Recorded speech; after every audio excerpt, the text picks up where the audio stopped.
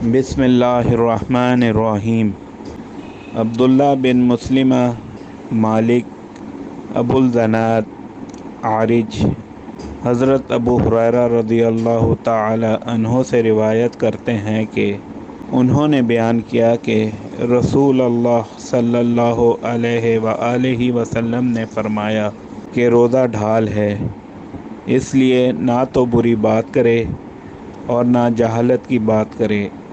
اگر کوئی شخص اس سے جھگڑا کرے یا گالی گلوچ کرے تو کہہ دے میں روزے دار ہوں، 2 بار کہہ دے۔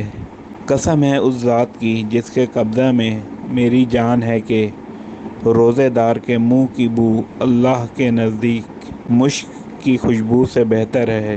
وہ کھانا پینا اور اپنی مرغوب چیزوں کو روزوں کی خاطر چھوڑ دیتا ہے اور میں اس کا بدلہ دیتا ہوں اور نیکی 10 گنا ملتی ہے۔